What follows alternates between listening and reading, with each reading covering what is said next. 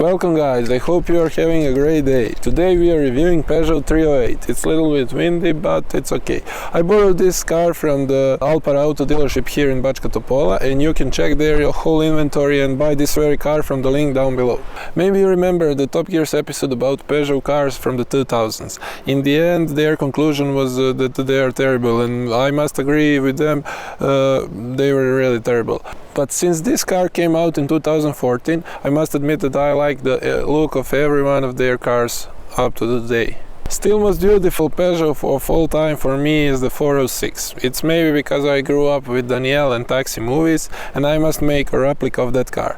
To support me, press that subscribe button down below. Best thing about this car is its design, and I like every line on this car, especially this little piece that goes into the headlight, and also these lines on the side that blend into the taillight. In the back, best things are these taillights that look much better in the dark, but believe me, they are looking really good. And it doesn't end here. The great design continues inside. Check this interior out. It's so nice and futuristic, and I'm maybe a little bit too excited because I like this futuristic stuff. Just look at this steering wheel. It reminds me of steering wheel of supercar and makes me feel like I'm driving a sports car. There's a lot of people, especially older ones, that are too skeptical and afraid of changes, and they will say that this is ugly.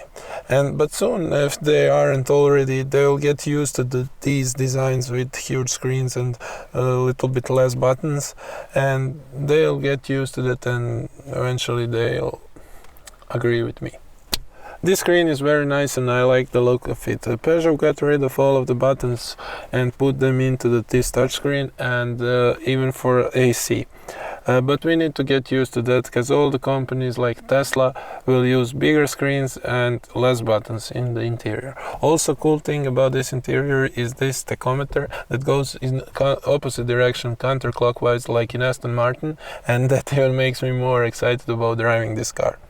In the back there isn't all that much space. It's kind of tight in here, but the seats are comfortable. The headroom is okay, but knee room is kind of terrible, and there is no power outlet anywhere here, so it's not easy to charge your phone.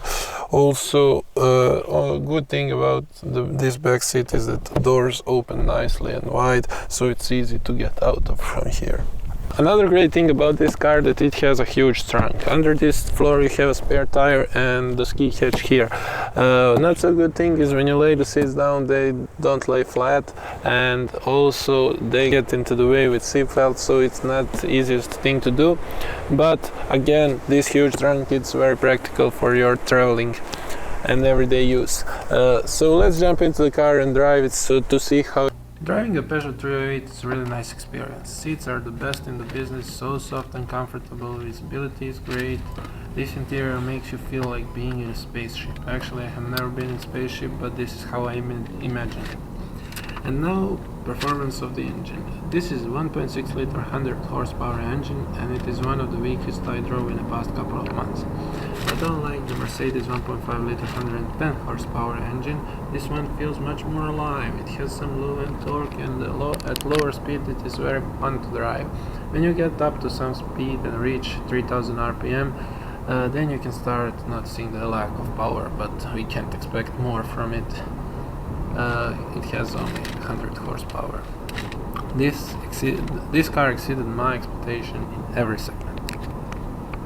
And in the end, the pros and cons of this little fella. Pros are that it has a great look, it has awesome interior, huge trunk, it has a low fuel consumption, and in the end, the price.